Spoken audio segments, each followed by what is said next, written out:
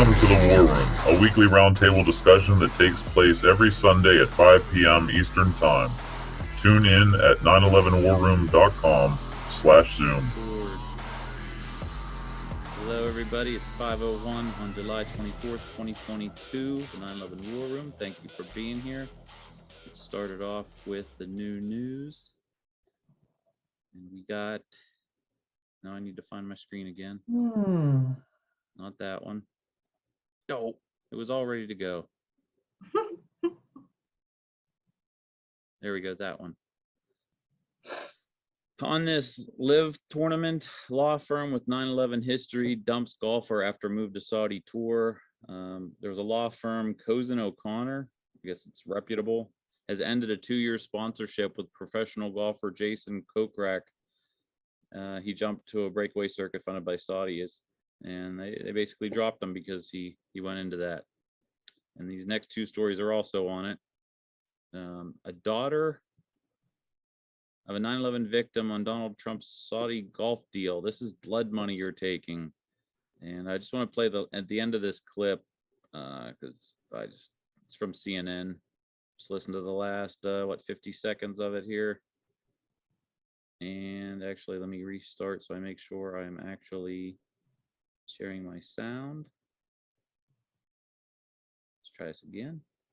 The fact that the Kingdom of Saudi Arabia, when we have declassified documents that prove their involvement in this, and they're just being allowed to operate on American soil with complete impunity, is just absolutely shocking. And, you know, they're trying to sports wash their way through this. They have a very long history of human rights violations, not just 9/11. And if their way of trying to erase that is through sports, I mean, we're going to try to fight that as much as we possibly can, because it's just absolutely not right. Yeah, it's an honorable effort, and I know this isn't easy to come on, so thank you for. So there's that. They did say here the Kingdom of Saudi Arabia beheaded a bunch of LGBTQ people, and I don't even know where it is. Saudi Arabia is not a nice country at all, but it's kind of odd that they aren't talking about the other intelligence agencies. Not that Saudi Arabia is an intelligence agency, but the Saudi royals were financing it, as well as we know other groups, oy vey, that have been part of this.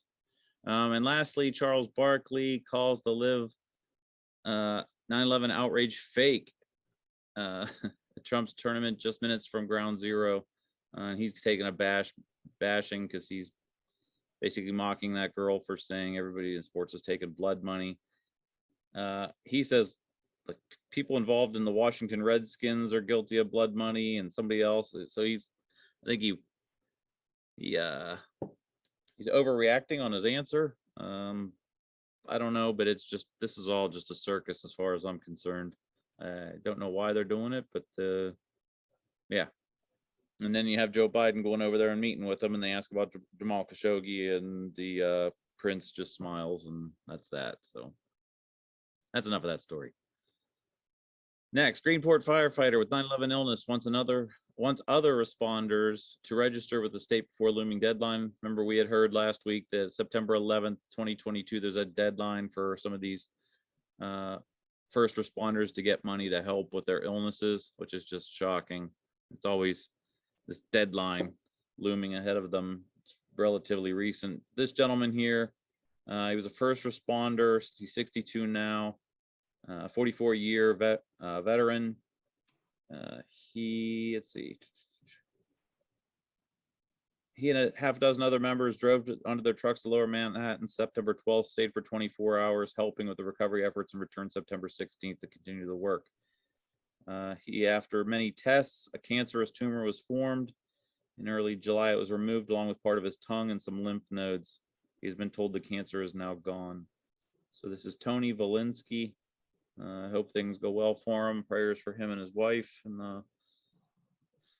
And he says that he went down there for 24 hours helping. And one of the other news items I'm going to share here, actually, I'll just move it up, is going to be Captain Patterson Richard finally got the interview. It couldn't be live. It had to be recorded. It went on for 3.5 hours. Richard asked me to edit it. We got it down to 3 hours and 8 minutes. I cut out 27 minutes. He was down there for 60 hours straight on the pile. And actually, kind of spoiler, but not really. He climbed in an area that was really, really tight where only his feet were sticking out. And the last thing he remembers was trying to wiggle back out, and he couldn't. And he wakes up in the ambulance on the way to the hospital. So he had run himself completely exhausted. I don't know how somebody goes 60 hours straight through all of that. He has no cancer, knock on wood. It was a very interesting conversation. He's a live wire, that's for sure. Captain Patterson is legit, and was down there on the pile through all the thick and thin. And Gene, did you listen to the whole thing? yeah, because I had to Oh, you edit had it. to edit it, yeah. So- I spent 3.5 hours listening to it. Oh, did you? My head's spinning. Yeah. There's a lot of good stuff, a lot of some weird stuff, but Yeah, there's some nuggets in there. And the guy is the real deal, I guess. I mean, he certainly sounds like it. mm-hmm. Some interesting things with 7. Paramilitary basically stopping him from going in there and said, "You're not, no, this building is secure. Move on." And he went over to building 5 or building 6 at that point. And he was told that Building 7 was going to come down at 5 before noontime. That's true. Yes. Yep. Before noon. Not that he heard it was going to go down before noon, but that he heard before noon that it would go down at some point. So yeah, Richard asked him about that. When exactly did you hear this? Would you say, was it before noon or after noon? And they narrowed it to him hearing that before noon. Last news story that I got for the, oh no, I got two to go. New York Bridge named after state trooper and 9/11 responder. This gentleman was a 9/11 responder as well. State trooper Brian Falb. He's getting a bridge named near New York after him. That's good. It seems to be he's still alive. Oh no, I'm sorry, forgive me. Falb served North County community for 18 years. He died March 2017. So I'm seeing just a shocking number of cancer cases. Like as we go through these news stories every week, we always hear at least 1 or 2 people dying of cancer. And now we've what, I think the one number we heard the one week was 10,000 people so far. That's 3 times as many people as died in the towers, have now died from the cancers from 9/11 related stuff. So really wish these people would become more invigorated to getting justice. But it seems crazy though, because the one news story you had said that he was The bridge is on there I. Go ahead. he was there for 24 hours, and now they're connecting the cancer to that. Like, how bad or how toxic were those fumes for someone to have spent only a day at ground zero and still to develop a cancer from that? Yep, brain tumor I just saw there. Yeah. And last story, Andy Steele interviewed architect and naval commander Warren Smith. It's not un-American to question 9/11. And I listened to that as well. Man, I got to take a look here because I hear so many people coming in. Well, I think a couple of them are trying to reconnect because Mikey keeps getting kicked out. Okay. No, it's just that I can't hear you on my laptop, so I decided to use my phone instead. There you go. I just want to play a minute of this because Andy asked Warren, Mr. Smith, a question about, why are architects afraid to speak out? Because he says, I've never actually heard a story of anybody losing their job, but I could see why they might feel that they would be marginalized. And then he asked, what about young people, young architects? Why won't they get into it? And I just want to play a minute of this. Really, I think the best part was like from 45 minutes on for this question, but I just want to play 1 minute of it here. Why is it important for young people, even architectural students, let's talk about them as well, to basically be bold, be courageous, and not be afraid of standing out, even when the media and the system and the academia is telling you to keep your mouth shut. Again, the more you know, the more you can learn. And if you don't ask questions, you're not going to learn anything. There are a lot of debates right now about what's appropriate to teach in schools, and it's like you got to put the information Whoever out there. chewing chips, You're please just mute not going to yourself. learn anything if you can't ask questions.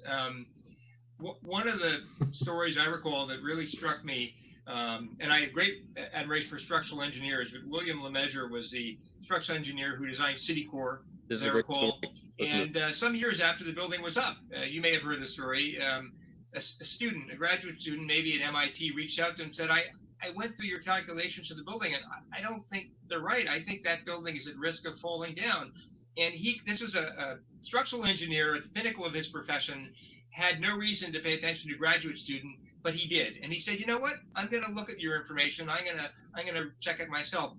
He found out that he had made some significant errors in his calculations. He went to the chairman of City Core at the time and said, we need to get people out of this building. We need to structurally reinforce this building. And they did it. City Core agreed. They did it. They worked around the fact that the building was occupied. And it cost a huge amount of money. And of course, there were lawsuits. But he did the right thing. And City Core did the right thing. And all because a structural engineer student came along and said, you know, I don't think something's right there.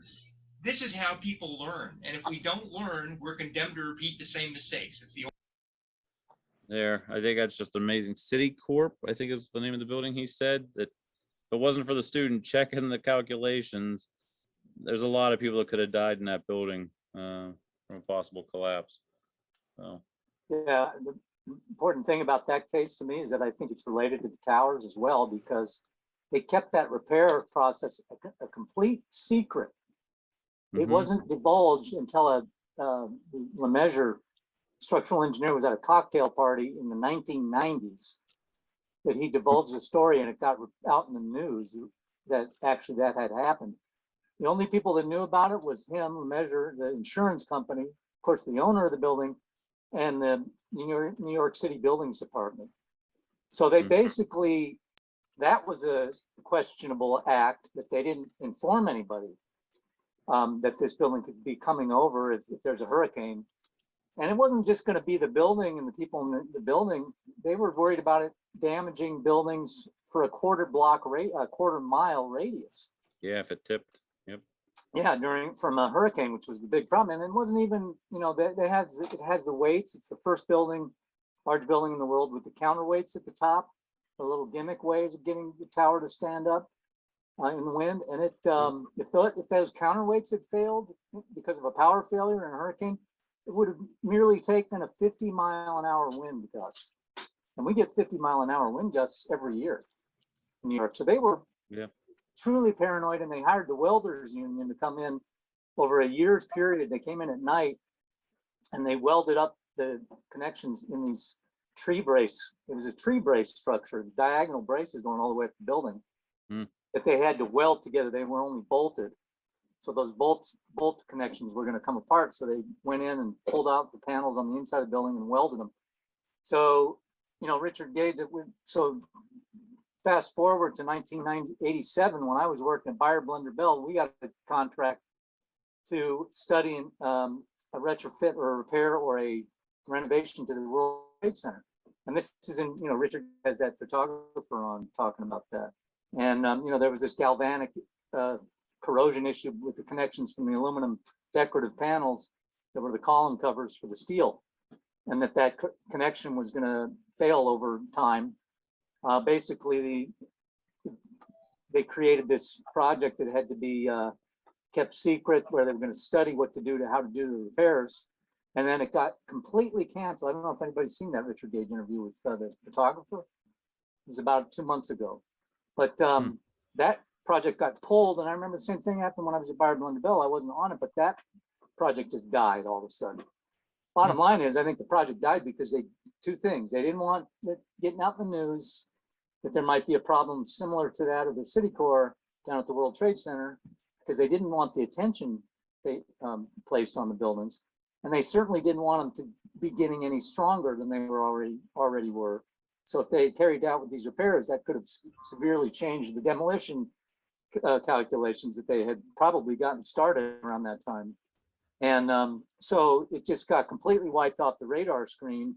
The projects got all canceled, and those people had to sign their disclosure agreements with this, you know, that they wouldn't talk about it, and they would turn over all their materials to the authority that was at the time, the Port Authority. But I think that insurance on the case said, hey, we might have this kind of problem at the World Trade Center. Wouldn't that be a nice job for us? You know, to have to go in and figure out how to get these panels on. Anyway, that's speculation, but the City Court building has had ramifications down the road in New York City. And one of the main ones is people are still debating if it was illegal that they withheld that information for, you know, during the repair process from all the tenants. They withheld, they didn't even give them a warning letter, like, well, you know, if we have a hurricane, if there's anyone in proximity, you guys we have to shut down the building. They didn't do any of that. They just kept it complete secret for until 15 years after, which is a bit of an ethical problem, kind of like the World Trade Center 7, you know. Exactly. So I made that point to Richard a couple of years ago. He was interested in it, so I don't know. But Thank you for that commentary. Appreciate it. yeah. Can I take a minute out to say hi to Mike Sullivan, because he's never been on this call? Hey, can you guys hear me? Yeah. Yes, we can hear you fine, Mike. Nice to have you. Yeah, nice to see you guys too. Nice to talk to you, you know, like kind of face to face. Yeah, like away from social media, right? Mike's been down at Ground Zero, I believe, twice. Yeah. Fantastic. Great to have him there. We stick it out all day and then exhausted. We're sitting down. I take a picture of him. He's like, why you got to take a picture of me when I'm sitting down? I'm like, it's the end of the day. We were like, it's tough when you're sitting out or you're standing out there walking in that sun, interacting with people. Yeah, it's exhausting. But, Yeah. Mike is in the greatest picture of all time at Ground Zero on September 11th. That is. I got to dig that up now. G 9/11/2020. Hey, so can anybody talk on this? Yeah, go ahead. Hey, I just did you know, I'm doing a little repair work on my wife's keychain cracked in half, you know, super glue. But anyway, when I had a couple ideas and I wasn't sure if you guys had ever talked about them. And one of them is get 9/11 Truth Museum in down in Washington, D.C.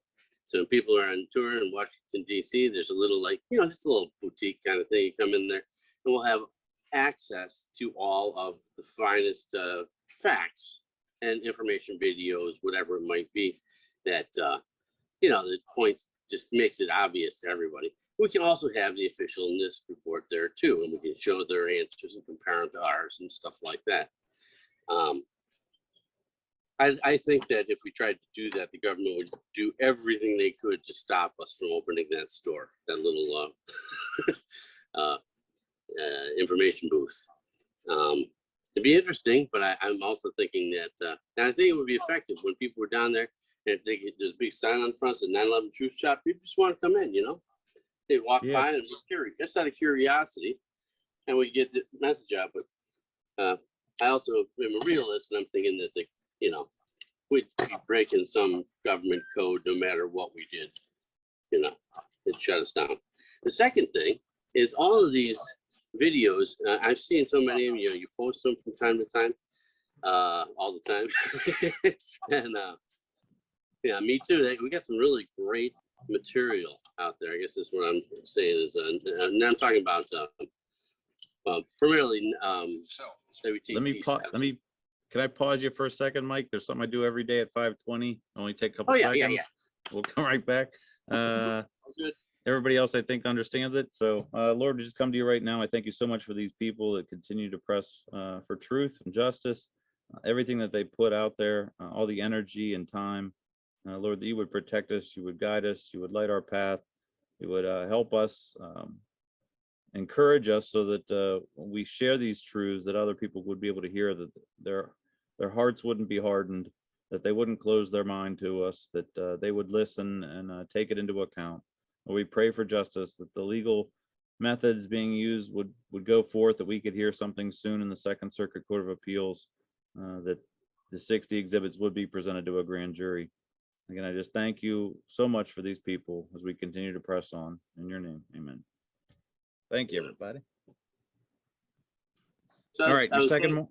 I was saying about the excellent, really convincing material that we have, media, and I'd like to show that, like a lot of people don't even know when they see the collapse of that building and what it is. Oh, there you go. We got another So, one here too. Where's the other one? This one. I gotta find the good quality of this one.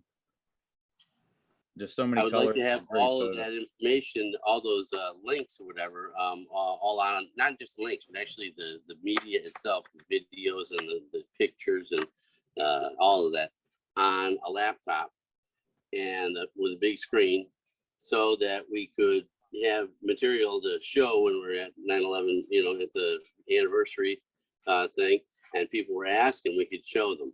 I would love to have a big screen that actually, somebody run on the battery, carry around or whatever, and show the whole world that video, and the government or whoever powers may be hide these videos. They make sure that they're hard to get to.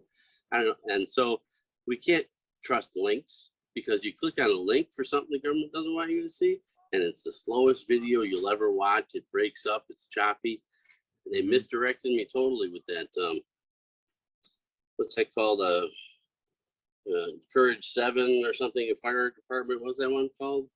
Bravo Calling 7. out Bravo 7. Yep. If you look for that on Google, or on YouTube, you know what you get? You get a 30-second thing that's called the same. It's called Calling Out Bravo 7. You get a 30-second video, and it doesn't have any audio with it at all, and it's just a tribute to the firefighters of 9/11. So you have to actually search for the link by keying it, by having a direct link to the video. Sandra is the one who explained to me how I could view that link, how you view that video. So they're trying all they can to harness us and to squash truth. So I thought that it's important to have all that information on storage off the internet, so they can't be destroyed. At least have a copy of what I'm saying in hard code or whatever, however, in your own possession, not connected to the internet in any way. And if we had that on a laptop, we can, share it with people face to face when we do run into them. So those are my two ideas: the 9/11 Truth Museum and keeping all of our finest material at our fingertips for everybody. And I would like to have links to the best sites with all the best videos. People are convinced by videos and pictures. Here we are. People are convinced by videos and pictures, and they can think, make up their own mind, if it was a failure or, like they said or like we said. Anyway, that's it.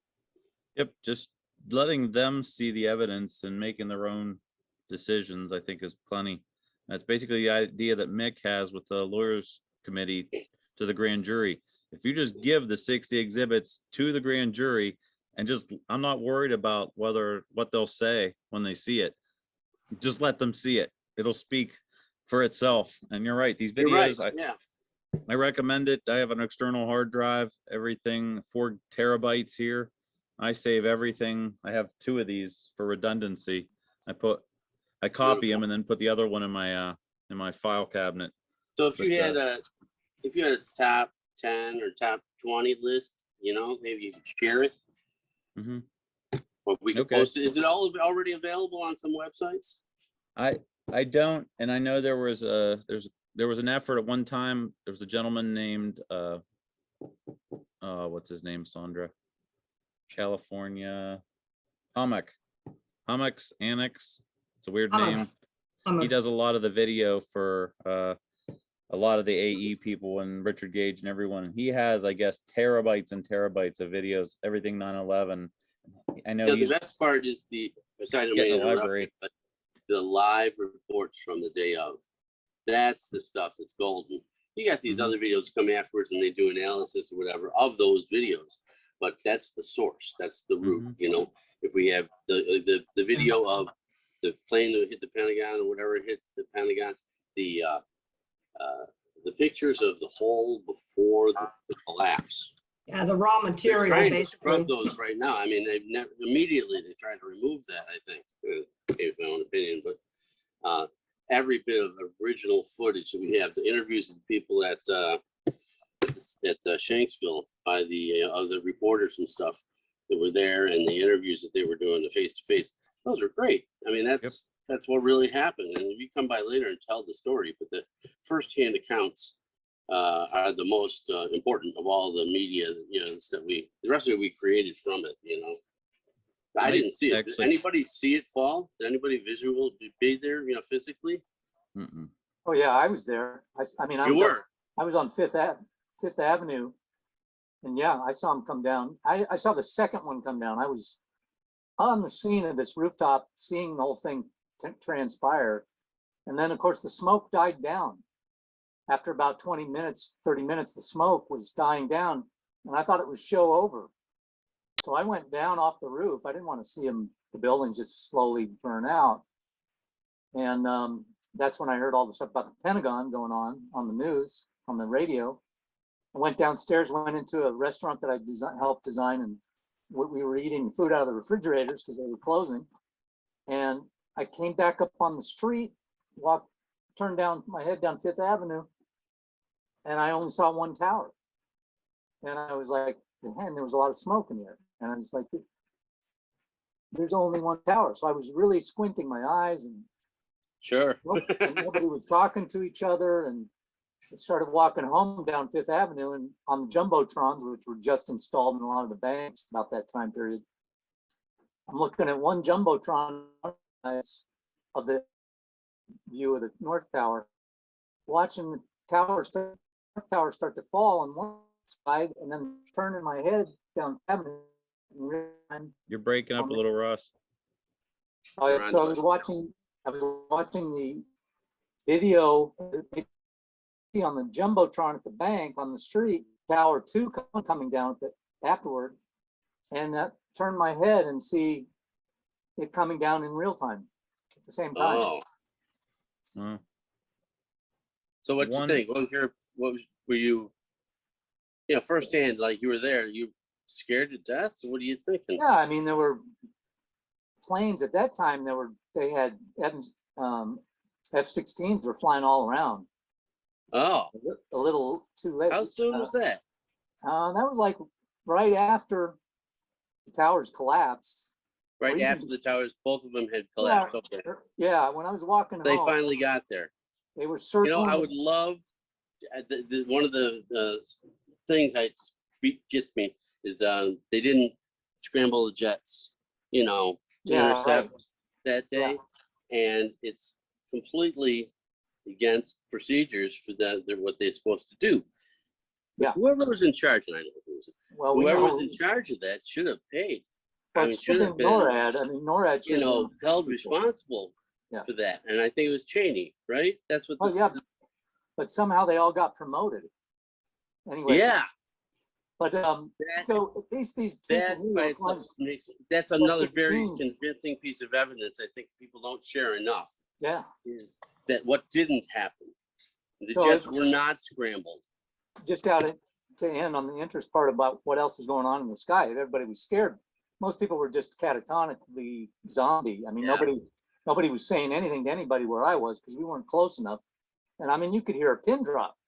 When the second plane hit the tower, World Trade Center 2, you could actually hear that explosion from all the way uptown because it was just so dead silent on the streets. No traffic, no cars moving, nobody beeping. There wasn't any panic like that going on up where I was at because we were far enough away, but it was dead silent and people just walking away.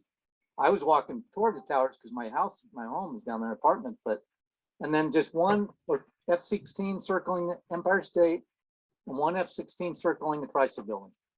And that's how it was until about noon, 1 o'clock in the afternoon. And then that's when I got on my rollerblades. My girlfriend went down and we just missed World Trade Center 7 coming down. We were in a news blackout. None of the the news, television stations were working, and all the antennas were on the World Trade Center. So we had a basically news blackout. We had our cell phones start working Oh, okay. at 2 o'clock, 2 o'clock. in the Yeah, afternoon. hadn't thought of that.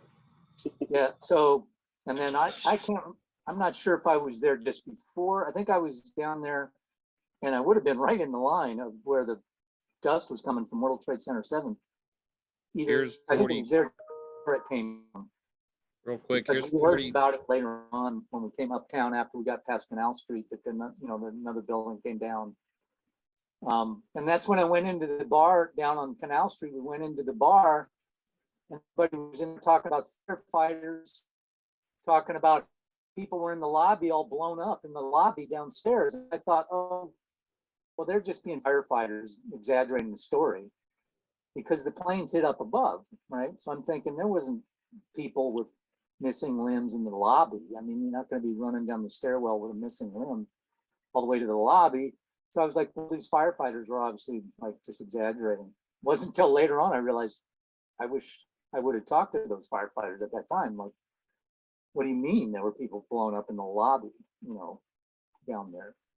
That was the big discussion at the bar that night. Wasn't that because they couldn't get up high enough to the, to the where the damage was. So these people had gotten out, they were at the bar, and they were like talking about all these crazy stories about people blown up in the lobby and down on the ground. And so I was like, at that time, I just thought they were kind of, crazy because of the day. It was so crazy.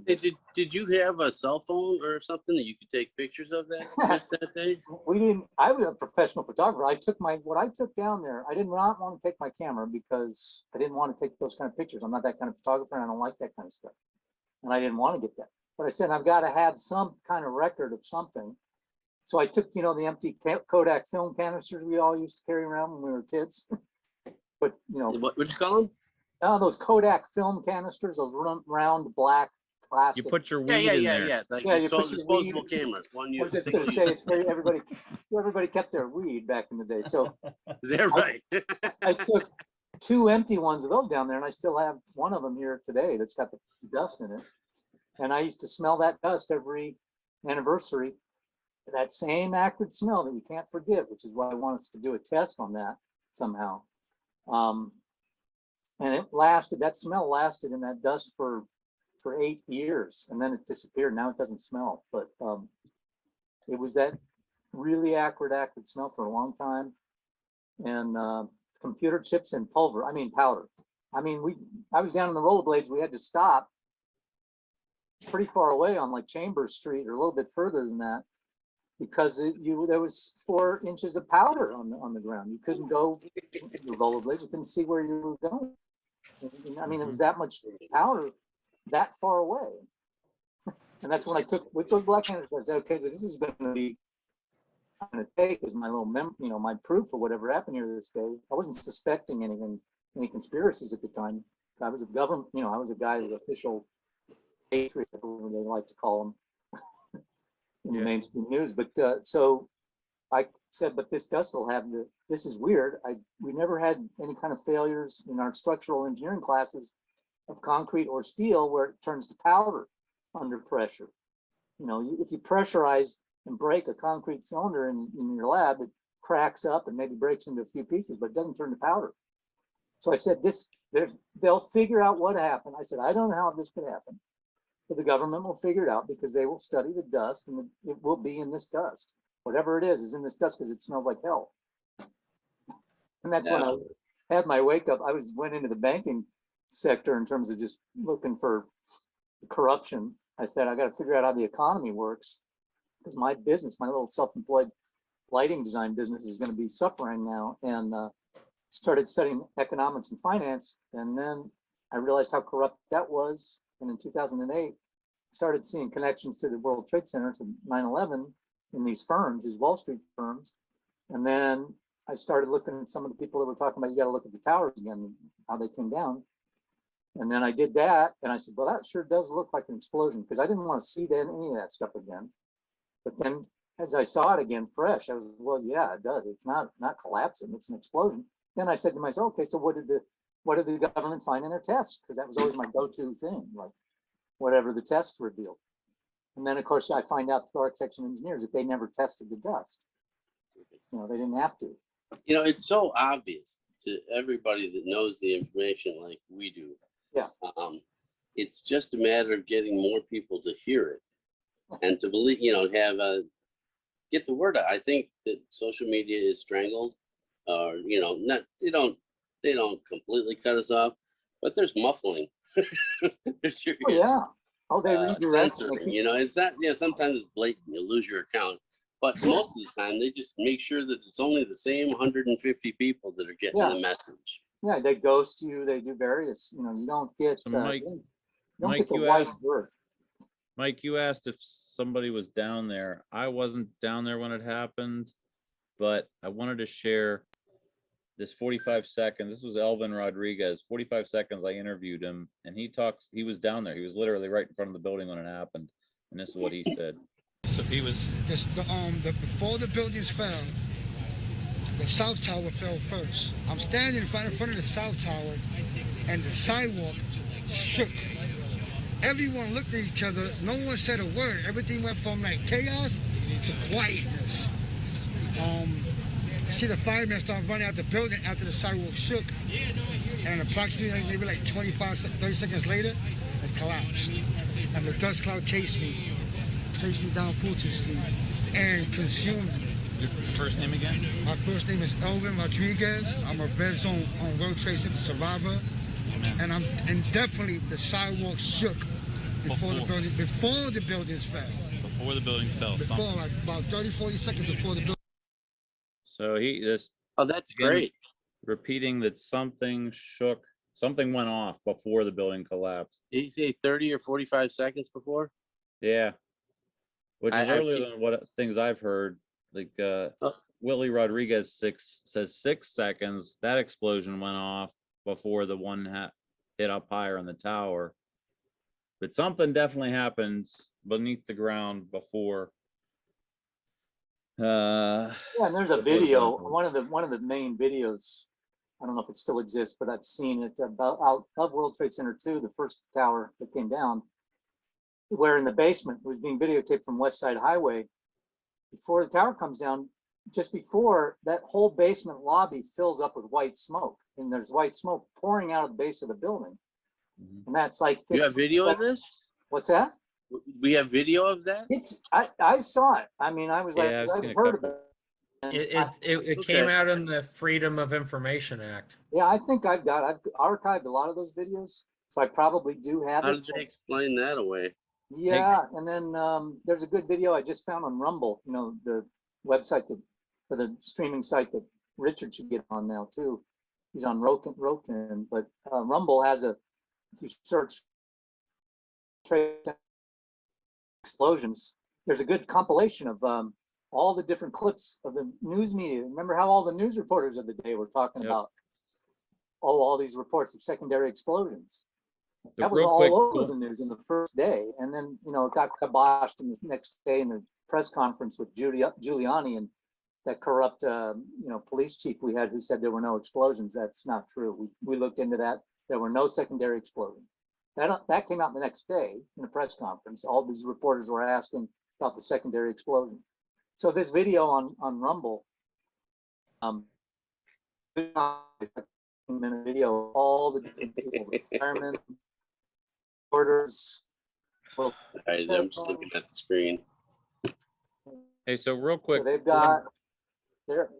Going back on what Mike originally was talking about, us getting videos. The original videos, we all know the World Trade Center 7 video. I just wanted to, because Mike, I don't think he was aware of this. Boston had a conference, National Fire Protection conference, and Al and them were there, and this was their booth set up. It was right by the food court, right by the restrooms, and all they kept was a loop of World Trade Center 7 dropping at free fall acceleration. And there's two monitors here on the corner, and that's all you need. That's all you needed for them to pull people in. Why did this building suddenly collapse? Why are we sending firefighters into buildings that can suddenly collapse? And it's you're right. Just be nice to have a. Mike Sullivan's idea also was that we had iPads or something downtown ground zero when we show people, because really all you need to do is show people the video. And I've let had them make people their own ask me, decisions. I say, haven't you seen that building collapse on? And they're like, I don't know what you're talking about. You know, we get stills, but we need a video. Mm-hmm. I think it's the greatest piece of evidence we got. But Yes. it's good to see Trina here too. Trina, did you have anything, or Zayola, anybody else have anything to share? Because we're kind of talking about the day again. Hi, Jean. Thanks for the acknowledgement. Hi, everybody. Sorry I popped in late, but I did want to make an appearance and see how everybody's doing. Very good, thank you. We're Yourself? still plugging it. Yeah, doing good. We're still plugging along too, trying to get things going so that we can hopefully come out of the closet in a couple months. So we're still working. What's the temperatures down in Texas? Because it's 90 here in Pittsburgh. Oh, well, I'm Florida, but Oh, that's right. Yeah. yeah, I So- spoke with, it's about 93 right now. I spoke with JB Hockersmith though, who was in Texas this past week, and he said it was 109 there. yeah. So. Oh, good. Yeah. Yeah, I thought since Trina and Zariola were on the call, I thought you were going to fill us in on some tap developments. And John O'Malley was there too, but he left the call in the meantime. So I don't know if you guys came because you had something to share. No, not yet. We're still working behind the scenes though. We're just still trying to get our website up, ready to go. And I've been talking with a couple of people about a possibility of trying to build an app, but I don't know how that's going to go yet. Yeah. Right now, we're just trying to get the website finished and working with, as you know, Sandra, just working with a handful of volunteers. So it's very slow going. Yeah, well, it always comes down to the amount of work and dedication of the volunteers in question, because you can have 3 volunteers that can do a lot with very little, material. Yeah, the thing that's slowing us down is the technical skills of the crew we have. We're Right. lacking. And that's we're the all problem. If you have lacking. one link in the chain that's, that you're relying on and that you don't have the appropriate help with, then that's going to become the handicap, right? Right. So we're going to keep going. Thanks for acknowledging us. So we're still working behind the scenes. Hopefully we'll have something to update you on and be ready for your involvement as well. Yeah, definitely. For those that don't know, Trina is with the 9/11 Truth Action Project, and they're trying to rebrand themselves and come out. And Zayola too. And Zayola, yes. Yep. Well, we're actually rebranding to just Truth Action Project. Yes. Yeah, but still focusing on 9/11. Of course, that's always going to be our baby, but we really wanted, for those on the call that aren't aware, part of the rebranding is just trying to encompass more of an alliance building, I guess you would call it, trying to reach out to other activists that aren't just exclusive 9/11, trying to just get us all to pull that cart. There's so many carts out there. I guess I'll refer to them as a cart. There's so many different obstacles we face as a nation. There's just so many levels of corruption, so many layers of corruption that, and what we noticed, there's a lot of, what I noticed, especially, I can't speak on behalf of TAP for this, but just what I've noticed personally is so many different, like chemtrail activists, 5G activists, GMO, 9/11 truth, pedophiles, just pick something. There's just so many. If we could all find a way to become more powerful together, I think that would be a big help, but we got a lot to chew off. I think the key to that is that 9/11 is your holy grail of all those problems. I don't know if you heard that because my connection is unstable, but I like to focus on the towers because that's the one you can prove. All those other ones you mentioned are, of course, valid to be investigated, but the easy one to prove that they would be willing to do those other things is showing that they'll rig the 2 best buildings in the world. I agree completely. I agree too. And shows who we're dealing with. I agree. And TAP's focus will remain on, especially in our truth boosts that we would like to have pop up all around the country with exhibits of, like you guys were talking about earlier with the loop of Building 7 collapsing on video. I think that's one of the most powerful pieces we can use, as well as, you know, we highly suggest and would like people to put up the grand jury exhibits of the lawyers committee. I think Sandra, in the poll you guys did last year for the anniversary, only about 30% of the populace even know anything about a grand jury. Mm-hmm. So we've got a lot of work to get that to the public. Hopefully we Yeah, could I get a do booth like in the New York fact this year, maybe. Maybe. I do like the fact you're bringing these people under the tent, so to speak, at least. Mhm. So that I think Thank you. is different. Yeah. Thank you for that feedback. And just to echo what Ross was just saying, I always say that 9/11 is the first domino that needs to fall. And if you bring that one down, you can easily bring down all the others. I agree. It brings a whole new perspective to people and what And they're that's why hearing they're and so scared of what it. they're That's- seeing. And that's why it can't be Well, we touched have with the a most 10-foot proof pole. on too. Absolutely. I agree with everybody. Yeah. And I think, and I just feel like I really need to add this, like from the beginning of the call, in terms of reaching out to people, you know, I think we have to be really careful to not be dogmatic and not to sound like we're trying to convince anyone, because it's human nature to be resistant when someone's trying to sell you something, you know?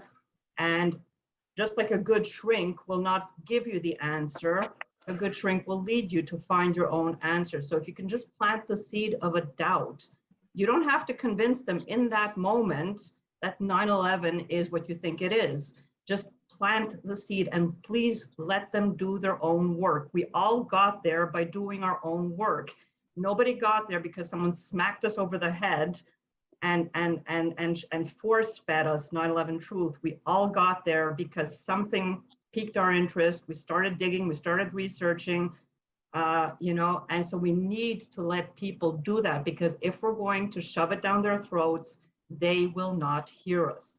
So show them the loop of 7, give them just, you know, just have the courage to let it go. Just put it in their hands, let it go, and trust that at one point they will look at it and start questioning it.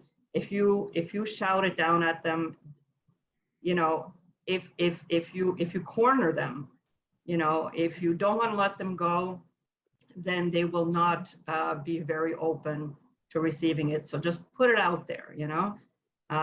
Even Gene standing at ground zero screaming his information, you know, someone maybe just caught like a few words and it's just enough to walk home and go, what the hell was that guy saying, you know? He didn't have to interact with them. He didn't have to, you know, have a 20-minute conversation. He just put it out there, and we don't know what they're going to do with it, but we don't control it anyway. So let's give it the best chance that we have to just, you know, trust them to figure it out. That's all we can do. Yeah, I don't agree, think Sandra.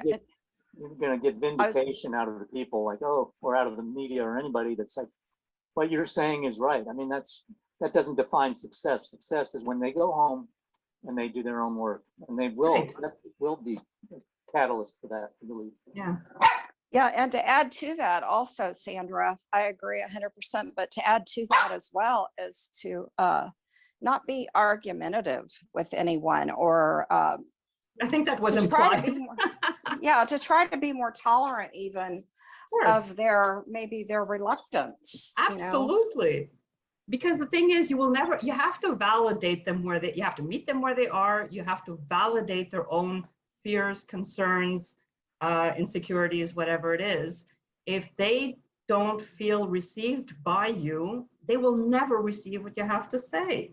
It's just, it's so stupid simple, and I don't know why people keep engaging. Well, I mean, maybe social media are not the best method for comparison, but I mean, it's always what it is. People just shouting each other down, and you know. Yeah, and we need to be able to have different viewpoints and disagreements, even to, you know, I've often said a lot with other people, like, you know, I've even gotten reluctant to even take a position on certain items because I don't want to be, I've seen you post about this too, Sandra. I don't want to be part of that division.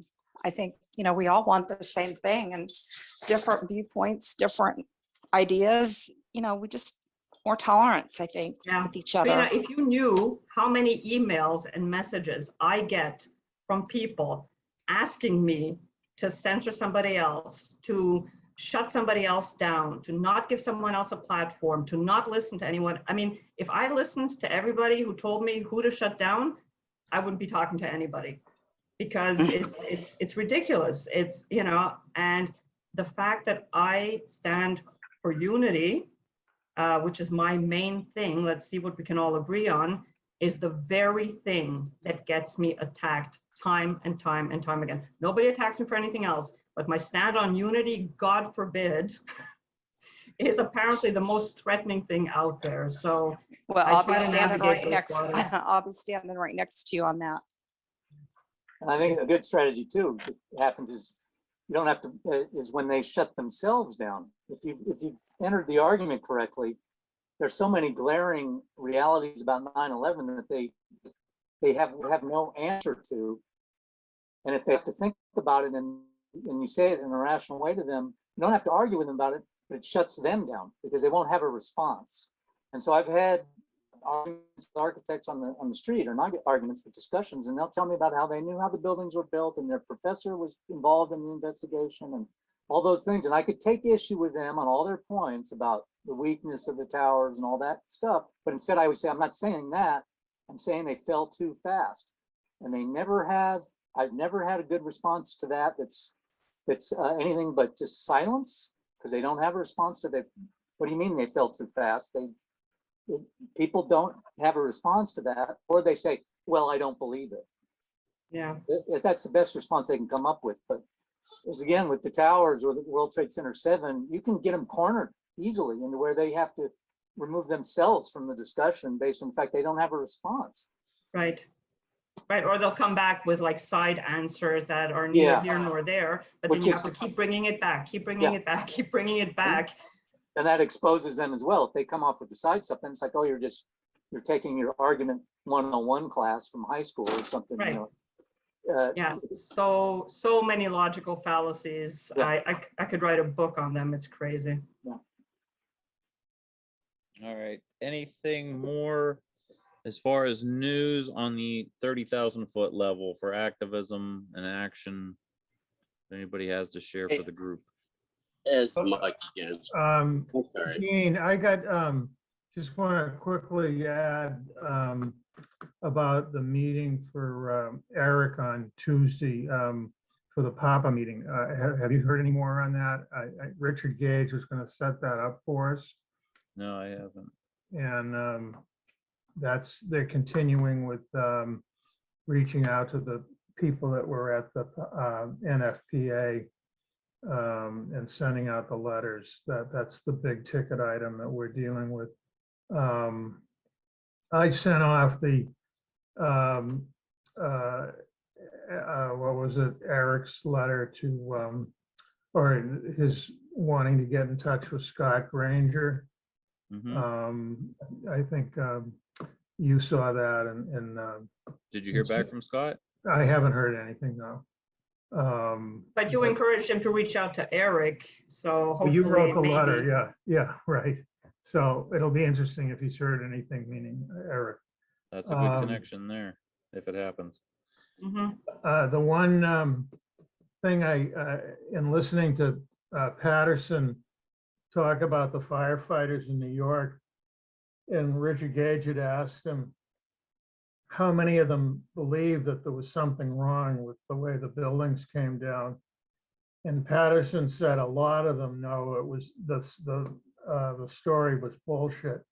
And it reminded me of your response that you got down at when you were there last year with the high fives from the fire trucks going by, that those guys know that this whole thing was a bunch of bullshit.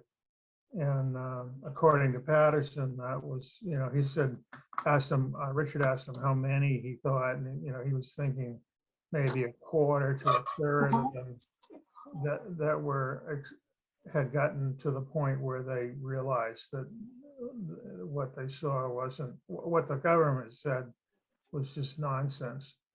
I Yeah. think were his words, so. That's a decent amount, third to a quarter.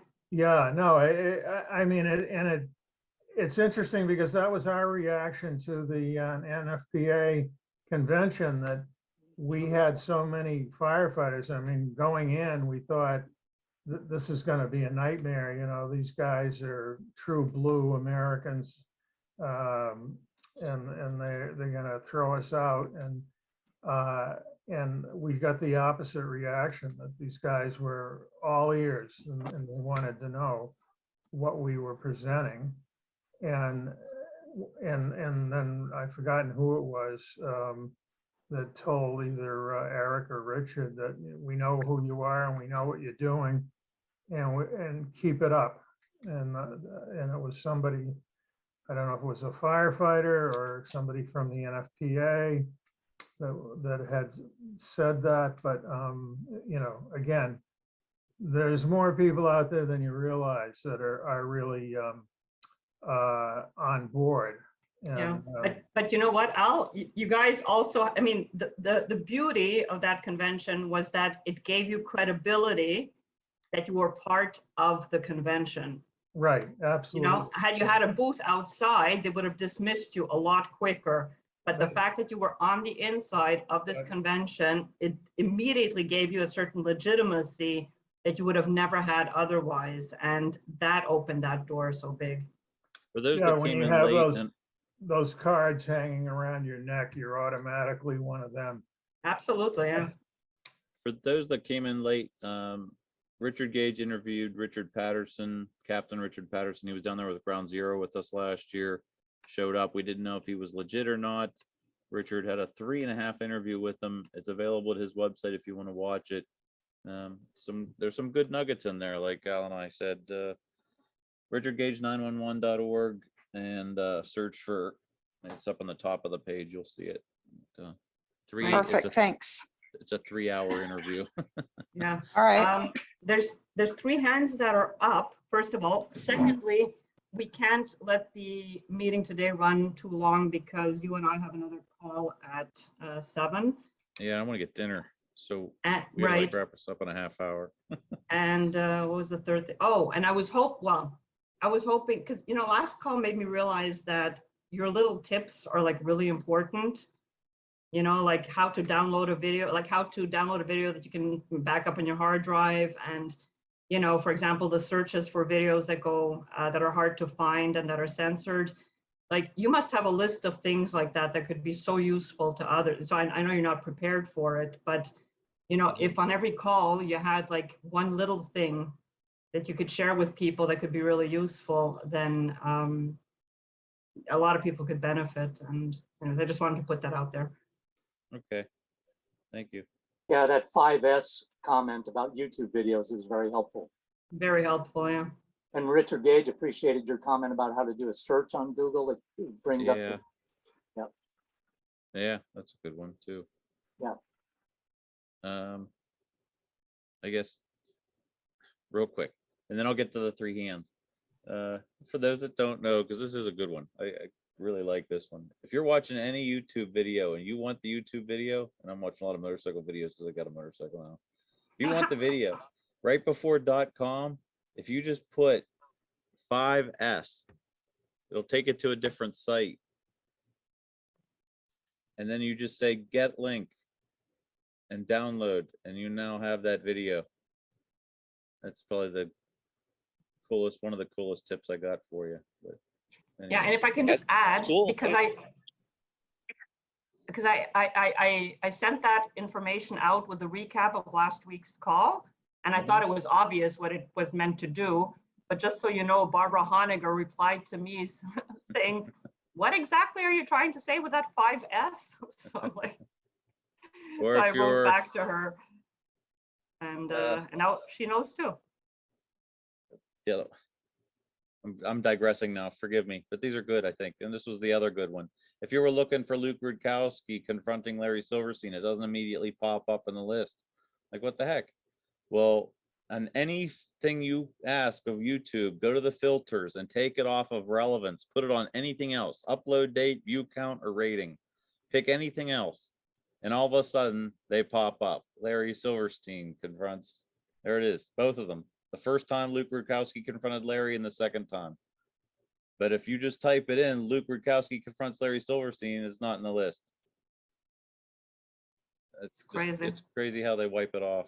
So there's Mhm. my 2 tips. I know Ray has his hand up, but Ray, you're going explosives. We'll come up back to you. Ziola, go ahead. Hi, guys. Yeah, I just wanted to say that I've got 3 quick things, and I'll be as quick as I can. The Truth Booth would be greatly represented in New York this year if somebody wanted to take that on, and Trina and I can offer support as far as, you know, any of that goes. We want to be able to highlight that coming forward with what's coming up. So we've been working really hard behind the scenes. There's going to be some fruit soon, and it's going to be good stuff, but we really need at least 1 Truth Booth represented out there if possible, if anybody wanted to do that this year. And then also back to Mike Sullivan's mention of the 9/11 Truth Museum. Wasn't there one in New York too, right around Ground Zero? And I heard that it might be getting shut down last year or the year before. Is that correct? Yeah, it's being shut down for lack of funding.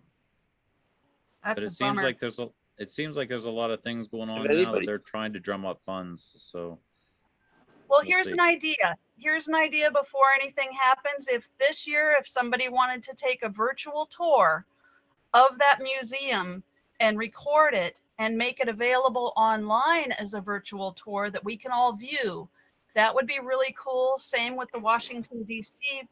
That's 9/11. outstanding. That's a great idea.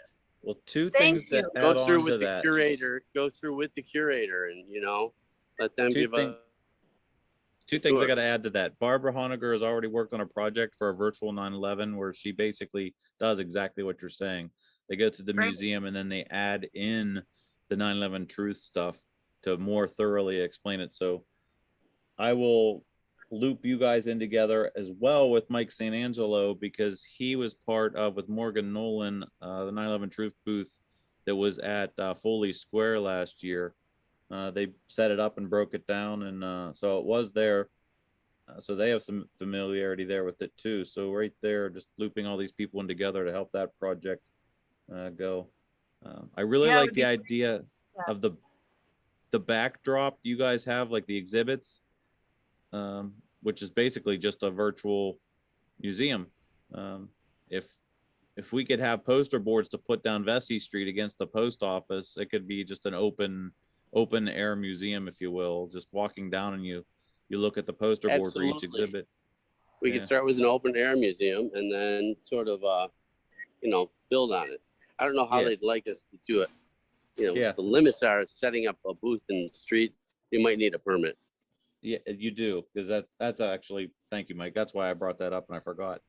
There was a permit process that Mike St. Angelo is intimately aware of. That I'll put this as a Truth Booth project for 2022, and I'll loop you guys all in together. So cool. Thank you, Ziola. Okay. Next Yeah, one.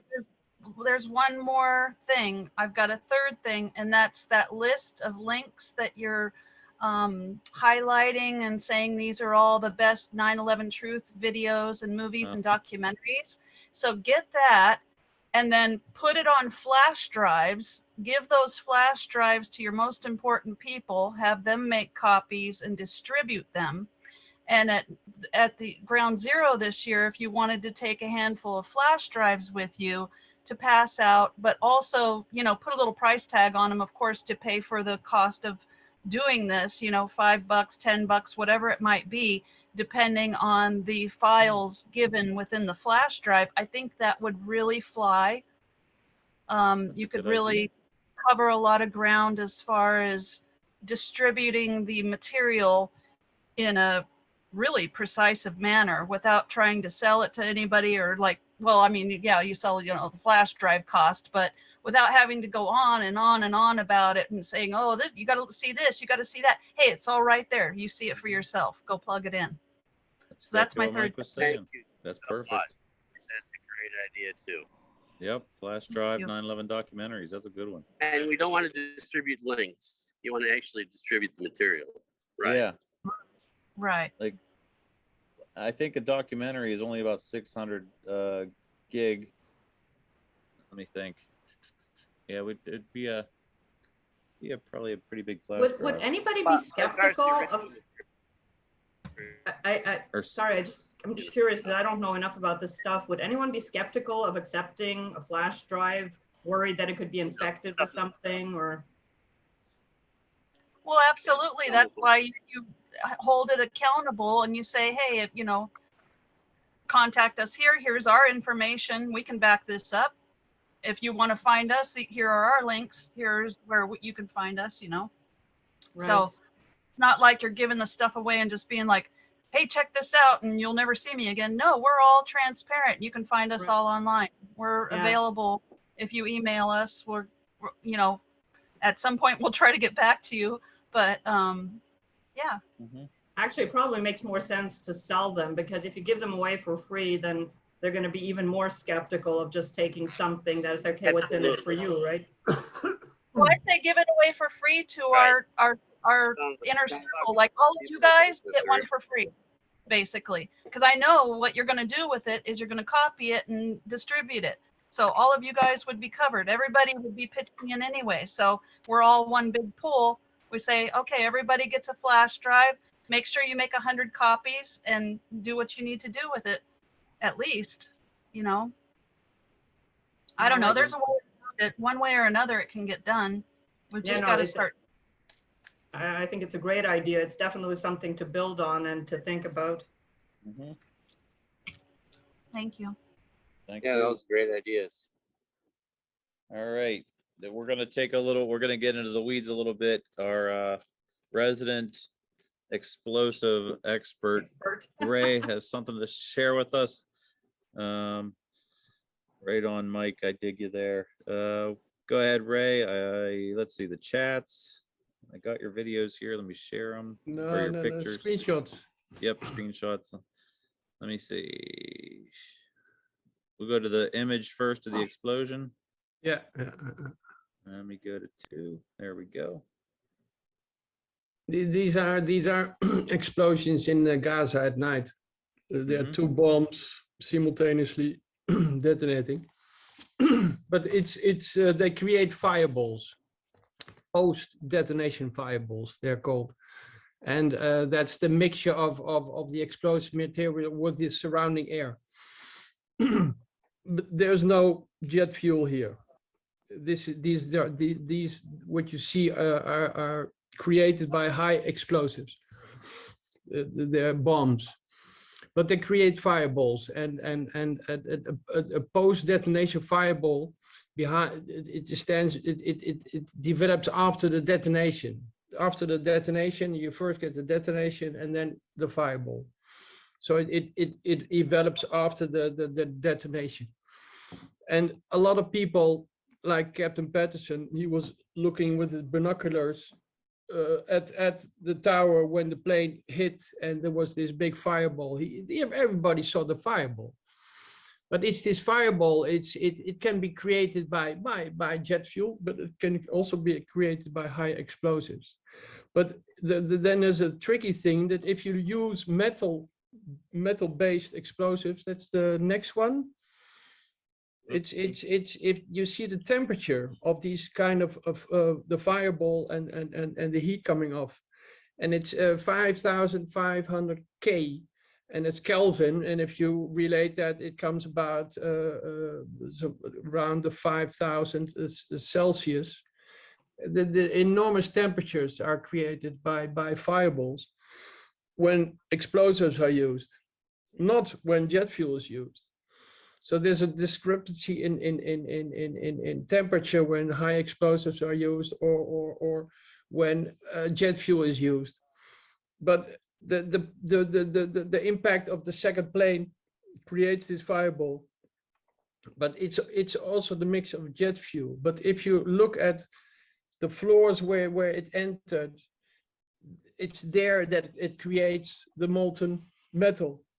So the temperature at that point where the plane crashed is very high.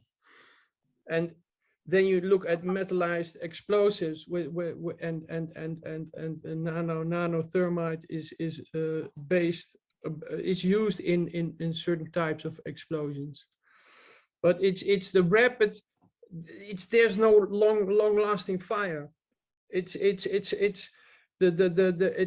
all combusts in one moment. And that's the thing. It's the rapid combustion is also not normal for a plane crash.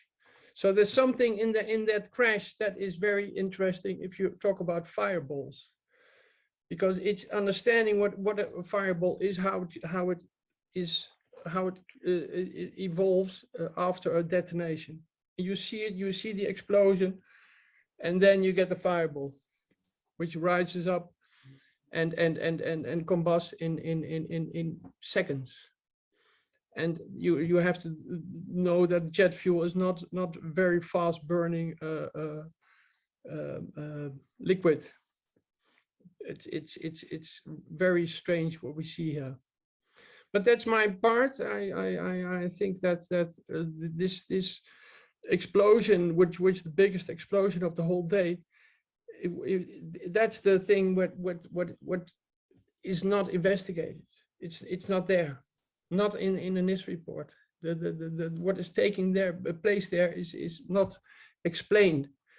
The power of compression of air, it blasts everything out the building. It's amazing. So that's my piece I wanted to bring to you, to the group. Thank you. For those that don't know, Ray's perspective is that not only was that the fuel being consumed, but he believes that there also was an explosion simultaneously at the same time. Yeah. The plane, when the plane crashes, there's more around this plane crash, but I'm not getting into that one. It's about understanding what an explosion is and what it does and how it reacts. And there's something not right there. It's the same as for the Pentagon. The Pentagon, the disappearing of flames after the impact, after the attack, is so rapid. And the Shanksville has the same thing. There's a rapid. The firefighters come to Shanksville and there's no fire. The brush fires, but there's no fire. And that's the strange thing. If you look at the grass surrounding that crater, it's not burned. There's something very strange in how this jet fuel burned up in seconds. Thank you. So that's it. Yep. There we From Arnhem, went through the weeds for a little bit. That was good. Thank you. I've been listening to the whole thing going on, so I appreciate having my time, and yep. I hope you learn something from what I try to dig up and understand myself. That's good information. Yes. Right. Very good. Okay. Today, since we do have a founders meeting with Richard at 7, and I want to get a half hour to eat, we're coming down to the last 15 minutes. So I'd like to go around the room now at this point, because this should take about that 15 minutes. Somebody's going to drone on. Just kidding. So I say that to the most kindness because I love it all. So we'll start at the bottom again. Trina, you got anything for the group this week? No, not really. Nothing to share at the moment. Sorry, I'll be more prepared next time. Thank you for showing that video. It made me very emotional. I just reaffirms everything that we're all doing. So thank you for everyone's work. Thank you, Trina. And it's really laid back. You don't have to worry about being here to present anything. We appreciate you checking in, even if it's just for 10 minutes. Thank you very much. Thank you. Yep. Curtis, my buddy, anything for the group?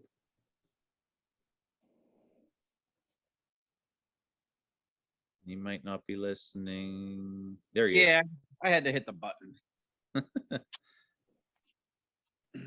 I'm still waiting for the deaf shortage to hit the trucking industry. It's coming. Yeah. Couple weeks ago, I took a trip. I picked some stuff up here in Pennsylvania, ran it out to Portland, Oregon, drove down, or wait, I'm sorry. I drove it out to Seattle, drove down to Portland, Oregon, picked some stuff up, dragged it back, dropped it off at Wisconsin, picked something up in Wisconsin, dragged it back to Pennsylvania. $7,400 is what that trip costed my truck for that trip. Wow. That's one truck. So multiply that by all the trucks, and now you're gonna start seeing the prices of everything going up, which we already are. So just strap up, everybody. That's all I got. Thanks. Thank you, Curtis. Yep, I did. I started buying way too many boxes of pasta. Thank you. Lawrence, anything for the group? Yeah. Somebody mentioned the ground shaking before the towers came down. I figured you'd latch onto that. Yes. Of course. Of course. And smoke or steam rising? He didn't say that, just a rumbling. And Didn't I another hear thing somebody mention smoke rising or steam rising or something like that? No. No, yeah. World Trade Center 2 had a lot of smoke coming out of the lobby. Okay, that's all that's just all I wanted to make a note on. That's all. Another one you should make a note on, if I was playing your side, would be all these cancer cases popping up. Well, that could be anything, Gene. That could be asbestos. It'd be good if they were tested for whatever the source might have been. But yeah, that's a good question. Really good question. Yep. Thank you, Lawrence. Thank you. I'm going to cut out. So I'll see you guys maybe next week. Yep.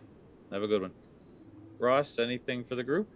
I just want to share my screen for a second, give you Yep. maybe it's time you can tell me, but here is the two tattoos I'm looking at. I'm going to pick one or the other, or maybe I'll put them both. Let me show you. Okay, do you see that? Wait. Hang on, I'm not getting the right screen here. Oh. So the FU would be maybe just skin coming through, but I'll have like. What's the words underneath? Those are underneath. That's just the barcode for the websites that Gene came up Is with. that gonna come? Is that gonna be readable by a tattoo? Yeah, the 3x3 inch tattoos. So that's gonna be the trick, like. All right, where are you gonna put it? Yeah, in a temporary tattoo, they're like $1.50. You could put two of those. Oh, temporary. Yeah, temporary. But you could do, Just a no, sticker. I might get the real one, but I don't think it'd look too good as I aged because the towers would start to wobble. But For Mike's benefit, we were thinking of ways to be able to bridge the gap with young folks, and young folks seem to like stickers and these temporary tattoos, and it's a good idea. Okay. They're the best young people because they didn't go through the brainwashing that everybody else got. But they have gone through the video. They weren't alive. Yeah, but they have gone through the videos and the raw material, as you mentioned earlier, and they see that they don't have that brainwashed perspective that we all got within the first 30 seconds of turning on a TV that day. They didn't have that. They just saw the raw material and didn't have all that media commentary coming at them at the same time. So yeah. And if I can just add to that, the poll that we did last year for TAP confirms that people over 50, I think, are a lot more resistant to consider that they've been lied to than people who are under 40, who seem to be a lot more open-minded. Interesting. Yeah, I got one more thing I forgot. If I could talk, because we're closing up, right? Yep. Are you going through the list? Go ahead, Gene. Yeah, we're going through the list. Ross, anything else? That's it. All right, then Mike, you're up. I just wanted to say this is very positive, this meeting. I've never been to one of these before. This is the first one. And I'm very impressed. It's a very good operation, nice people, good format. I'm impressed. I like it. Right on. Hopefully I'll do this again. Always welcome. Just like Trina, you could pop in. You don't feel obligated to stay for the whole thing, even if you only have 15 minutes, or you want to put us as something in the background to play. That's all good. Yeah. So Right on. Thank you, had Mike. an alarm on my phone goes off 15 minutes before the war room. I get, I set it on my alarm. It's just all Nice. so often on Sunday afternoon, I'm doing something else, Yep. Whenever you can. Thanks, Very Mike. good. Yeah, good seeing y'all. Yep. Ray, anything from you, brother? Yeah, I was thinking about sharing video. Everybody has this phone, can you not, you don't have to have these sticks. You can have the phone connected to the other phone, sharing the video from one phone to the other phone, Bluetooth, or is that That's not only if you have an possible? Apple phone, I think. Yeah, I Apple don't know. sharing. Maybe there's some app that you can use, but I think if you have it on the phone directly, a short video, what you want to We could communicate. look at that. Yeah. Yeah. But then you don't have to put it on the hard drive Yeah. stick, and I think it's more less in that people are used to it. But You I don't actually know. bring up something good because I've seen this in these viral videos of people walking past people in the mall and they're like, how did I get this on my phone? And it's some little Yeah. stupid thing. Well, what if we put the 7-second video of World Trade Center 7 and just Something put like it on that. all people's videos on their phones? Yeah, If that works, that interesting. would be great. Good one. I don't know. I was just looking at it, and it's not very. I think Bluetooth maybe. Yeah, I'll look into it. Thank you. There's a feature on Android called Quick Share. If you go through your menu, you can turn it off and turn it on. Yeah. Android Quick Share. All right. Thank you, Curtis. Thank you, Ray. Alfred. Yeah, I didn't sort of get enough time to cover this, but I was going to bring up the purpose of PAPA and how we present it to the firefighters, and I would have set off a bomb with Lawrence, I'm sure. But we should have some agreement on how this goes down with the firefighters, because PAPA is a very specialized association, and it needs to be respected, and not nothing but our support for the safety of the firefighters. We don't include 9/11. We don't include anything other than its main purpose. And anybody that wants to spread that around has to respect that. So anyway, that's my 2 cents. Yeah, but Al, again, if the last week has showed us anything at all, is that we don't control what anybody else does. I wrote a letter that respects all the criteria that, I sent out this afternoon, that if people want to use it, they can. And, but, again, we put it out there. We hope it's understood that certain things are not to be, certain lines are not supposed to be crossed, but we don't control what people ultimately do with it. The I same way that understand. TAP and AE doesn't want to it doesn't want their name dragged through the dirt by people. Well, they don't control it, I understand that. I'm just making the suggestion to the people here and those that are part of this, that we would like them not to. I understand I don't control what other people are going to do, but if you, and unfortunately, people don't have the ability to be on the PAPA call-ins that with Richard Gage and Eric and Raul, and they would understand what these guys were trying to do. And I think there's some misunderstanding out there when they wrote up those letters. So anyway, I don't want to get into too much detail now because I know you're trying to wind this up. But my Cliff Notes version of that is that, for those that don't know, Protecting All Protectors, Eric Lawyer, who was a firefighter at the beginning of the 9/11 Truth Movement. He's back involved again. He got his captain to get back involved. His captain wrote a book on fireground operations in the high rises, and basically it said, if buildings are suddenly going to collapse, we can't send our firefighters in. So he's now willing to challenge the National Fire Protection Association, which would challenge NIST. And this is our way of addressing this. but Lawrence, and I might as well say it here, because Lawrence already knows it. Anybody else doesn't know.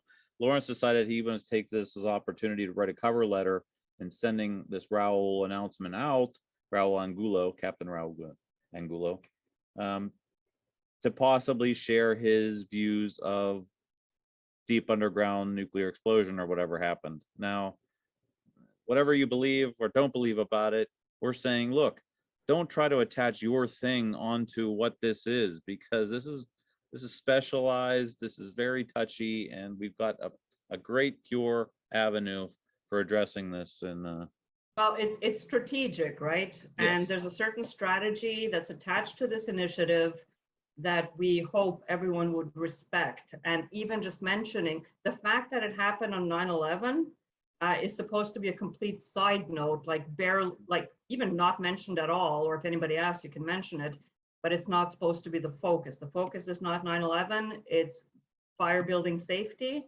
firefighter safety, and that's the door they want to walk in through. So if you're going to run with it, then again, the letter that I sent has been approved by Raul and respects all of that. So if that's what you want to send to firefighters, then go ahead and do that. And or even the Raul letter itself, but that one's addressed only to NFPA members. So yeah. Well, I read that. I thought it was good. It's kind of really, I thought it was addressing 9/11 more specifically, but that's probably my own just imagination. Yeah, you probably read into it because you know, but it doesn't. Right. It doesn't even. I don't think it mentions that. They call it the I got in the first paragraph. It said on the events of 9/11 or something. I don't know. Probably my imagination. But if you're telling me that letter's okay for me to take to New York City, Manhattan fire departments, I'll do it respectfully. I won't say anything about what my T-shirt's about, but I will probably be wearing the T-shirt. So. Well, only the person who sees you is going to see the T-shirt. Everybody else is just going to see the letter, right? Right. Right. But. All right, Ziola, anything for the group? Yeah, quick one. I just wanted to say thank you for mentioning TAP, the Truth Action Project. And anybody who's considering putting up a truth booth this year for the anniversary, feel free to do it and you will get support, possibly featured, and also really take it into consideration because it's something that does make a great impact as far as showing the public what we're doing, and it's important. So if that could be featured, that would be fantastic. Just want to say thank you again so much for everything, for the mention, for, you know, putting up with us through times of like where there's nothing going on at all. It's a lot of work behind the scenes. So, you know, just keep on keeping on and everybody do their thing, and soon there will be some good fruit coming forward. We look forward to it. And thank you. It's great Thanks, seeing Ruth. you all. I think people underestimate how much work it is. Yep. Mikey Perrazzo, your hand up and whatever you got, brother. Whatever happened to that guy? His name was Ed, and he was on one of these calls, and he said to Al that he wasn't in full agreement with the World Trade Center 7 with how it fell down. Ed Brotherton. Yeah. Whatever happened to that guy? Ed has gotten the message that I'm not putting up with that anymore. I'm playing devil's advocate about But 7. what was his fucking deal? Like, that's the whole thing. He's part of what I consider, and they'll hear this if they watch these. I guess they watch these. Because as soon as I said rude boys, I'm not a rude boy. The rude boys, which it's a term of endearment. It is a term of endearment. These guys, they get a little rough with people. They play devil's advocate to the nth degree, and he may, in all sincerity, just been playing that devil's advocate. But I'm just tired of it with World Trade Center 7. I think it's the ultimate truth of 9/11, and I just don't want to hear it anymore. So, well, I think he's a mole. I don't think he's for real. He might. He I could agree be, with you, by the way. Yeah, it's pretty much follows the script. If you could have a script that describes a mole, that would be the script the CIA would put out. So, yeah. All right, and last but not least, Sandra, anything for the group? No, I'm good, thanks. It's 6:30. We did it. Thank you all for being here. Have a great evening and a great week, and we'll see you next time. Yep. Good. Next time. All right.